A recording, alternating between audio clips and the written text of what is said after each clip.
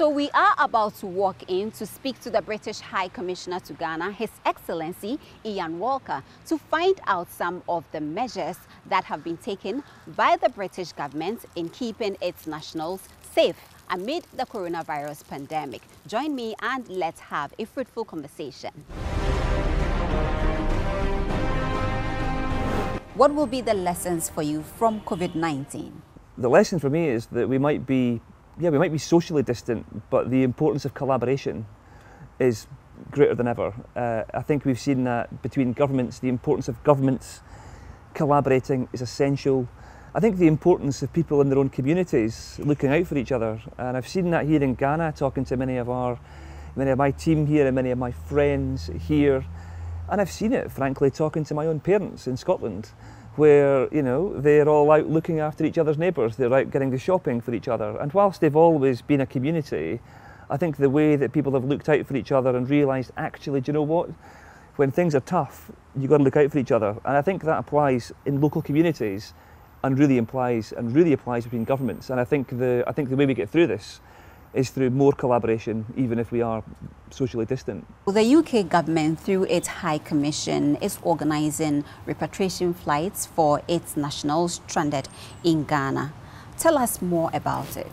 I'd say three main priorities here, maybe a fourth, but three main priorities. The first has been making sure that we look out for British nationals that are in Ghana. The second is that we're working with the government of Ghana closely on the public health response for the people of Ghana, and the third is on the economic kind of stability and economic preparedness. So as long-term partners, how are we supporting that? But the first of those has been, for the last few weeks, has been quite urgent, because we've had a number of short-term visitors to Ghana, a number of vulnerable Brits visiting Ghana who have been stuck here when flights stopped. So they weren't planning to be in Ghana, but they've remained because there's been no alternative. And we have been trying, again, working really closely with the government here to help those people get back to their families in the UK. So you mentioned the vulnerable.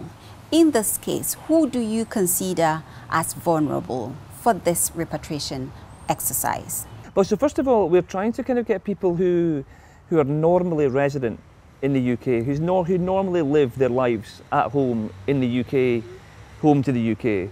There's a number of people, not least because of the long history between the UK and Ghana, who spend some time between both countries, often dual passport holders, and of course they're always welcome back to the UK. But the focus of these charter flights, these emergency evacuation charter flights, are really for the vulnerable, and by that we mean people who are, as I said, short-term visitors. So people who often don't have a family support network here in Ghana, but were here visiting, and because flights stopped, couldn't get back.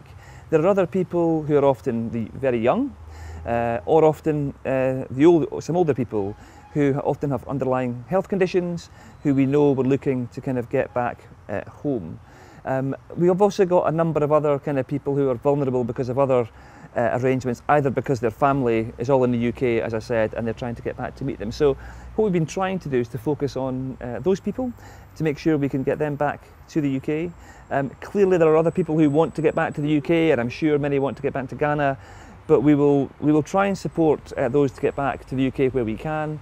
But like others, our real hope is that we can keep our eye on the prize, which is dealing with the problem of COVID, because we really want commercial flights to come back at a time, at a place when it's safe for that to do so, and I know the government are very much in that kind of place as well. So this is about temporary, short-term kind of focus to try and deal with those cases.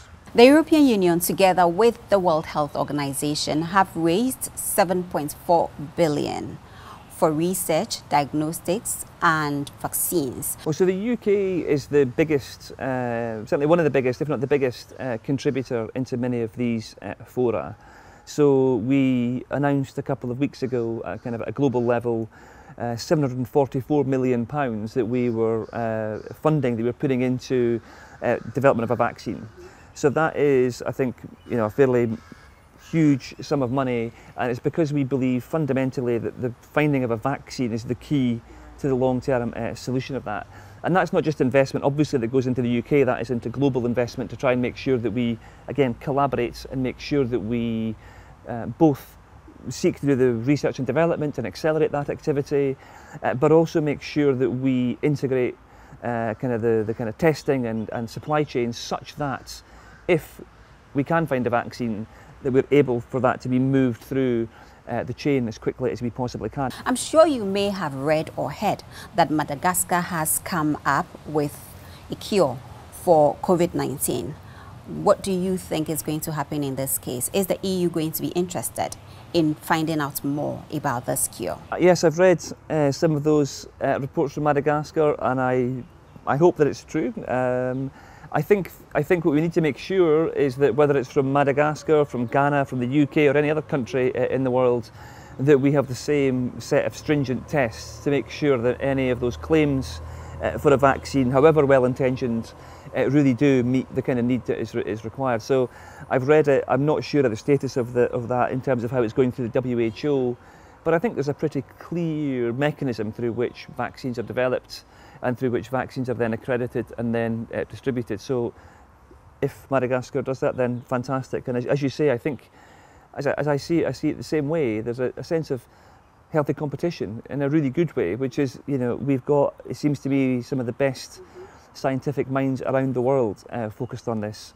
And that, for me, is a real sense of optimism. It's a real sense of, I really hope the UK plays its part in that, but I certainly don't live in a world where I think the UK has all the answers. I expect us to be a part of that, and I really hope that we can kind of maintain that. And well, I just hope that I hope our scientists can find something quickly. So coronavirus has actually seen countries go very independent in terms of boosting local productions. We've done a couple of things, I would say, particularly COVID related. We have reorientated about £6 million of our bilateral funding to make sure it's focused explicitly on COVID. 6 million? 6 million, yeah, in this year. And I'll say a bit about that in a moment. But I think, interestingly, I think some of the longer term investments that we've made, particularly on the economic side, are things that have been particularly pleasing. So we've had a big focus for the last 2 years on the economic development agenda, about how are we getting finance to support Ghanaian companies supporting Ghanaian jobs. We think that is a much better way than aid. We think that is how we kind of see the future, particularly drawing on the diaspora to do this kind of stuff. But in this case, using development money to invest in companies. And 3 of those companies have been the ones producing PPE in Ghana. So a company called Alfie, a company called Mag Race, another company called CAD. Those 3 companies are producing huge amounts of PPE in Ghana for Ghanaians into Ghanaian hospitals. So that's not about a country such as UK giving aid, that's about funding that's been going in for a couple of years and really focused on that, and I'm particularly pleased about that. I see you wearing kente socks, and almost every time you are in a touch of Ghanaian.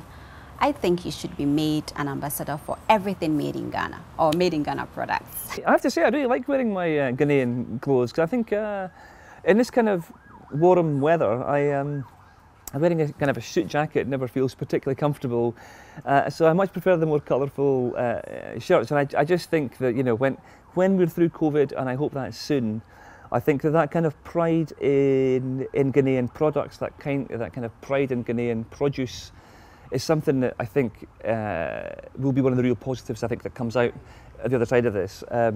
And yeah, for me, some of the fabrics and the designs I think are just fantastic. They're much more fun than a grey suit and a white shirt and a red tie, so that's what I would normally be wearing. So this is where we wrap up. Any final words from you?